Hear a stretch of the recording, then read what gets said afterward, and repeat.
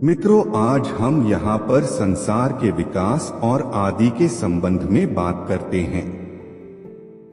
काली के अन्य रूप डाकिनी, कामबीज, आधाबीज और समस्त हिंसात्मक, रक्त पीने वाली, क्रुद्ध और भयंकर स्वरूप वाली देवियां का स्थान मूलाधार से संबंधित है। इसके लिए साधक को यही ध्यान लगाना चाहिए। पूजा चक्र का स्वरूप महाकाली पूजा चक्र जैसा ही होता है। केवल दिशा, मंत्र, ध्यान, स्वरूप, पूजा एवं नैवेद्य की सामग्रियों में कुछ अंतर आ जाता है। तंत्र में कूर्मचक्र के शीर्ष पर बैठकर जप करने को कहा गया है। यह मंत्र जाप से संबंधित है, किंतु इसे तंत्र साधना के अनुष्ठानों में भी प्रयुक्त किया जा सकता है। इसके शीर्ष से निकालने की विधि गुरुगमय होती है, इसलिए यहाँ ध्यान लगाना चाहिए। इसके लिए भी महाकाली में वर्णित क्रम उत्तम है, या श्री चक्र में मंत्र लिखकर इनकी शक्ति सिद्धि की जा सकती है।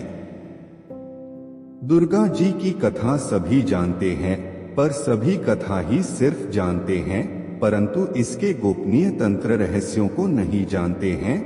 यहाँ तक कि कुछ साधकों को यह ज्ञान है कि महिषासुर कौन है। मूलाधार की डाकिनी महाशक्ति है।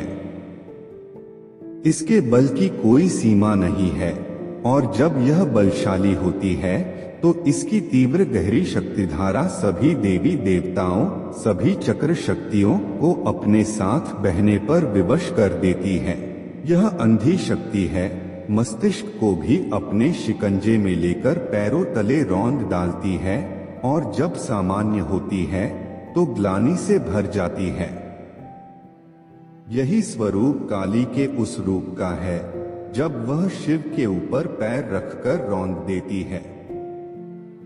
इस शक्ति की स्थिति उन्मत्त गैसे की तरह होती है, जो जब दौड़ता है तो अन्ना होता है और अपने सवार को अपने अंधेपन से कहीं भी रौंद सकता है। काम, क्रोध, हिंसा, विभत्सता में फंसे प्राणी मात्र की स्थिति यही होती है। इसलिए 8 भैरव इस डाकिनी के पुत्र या सेनापति कहे गए हैं। इस भैंसे की प्रवृत्ति, इस महिषासुर की शक्ति के सामने सभी शक्तियां त्राहिमाम करती है। भाव के लिए विशुद्ध चक्र, प्राण अनाहत चक्र, ज्ञान विवेक सहस्त्रार चक्र, मानसिक शक्ति जिसे आज्ञा चक्र, अस्तित्व जैसमनिपुर चक्र, सभी इसकी शक्तियों में बंध कर पागल हो जाते हैं, और यह स्थिति महानर्थ की होती है। यह शरीर के रक्त, मांस, आयु का भक्षण करती है और रक्त बीज काम को नष्ट कर देती है। जब वह उत्पन्न इसी से होता है, यह उसे भी नष्ट कर देती है। इस प्रवृत्ति, इसी शक्ति को महिषासुर कहा गया है। यह एक आवश्यक शक्ति है जो रक्षा, प्रतिक्रिया, सृजन और आधार को निर्मित करती है, पर जब यह बढ़ जाती है तो यह दिव्य शक्ति विकराल रूप धारण कर लेती है। यह सबको नियंत्रित कर लेती है। इसका शमन एक ही प्रकार से हो सकता है, वह यह कि इस महिषासुर का वध हो जाए, और साधना विधि से इसका वध किया जाता है, और इसमें दुर्गा जी की सहायता ली जाती है। साधक इस मूलाधार की शक्ति को दुर्गा जी का ध्यान करके ऊर्ध्वगामी बनाकर स्वाधिष्ठान के मूल में पहुंचा देता है। यही क्रिया कुंडलिनी में भी की जाती है। यह मूल में जाते ही यह शक्ति दुर्गा शक्ति में बदल जाती है।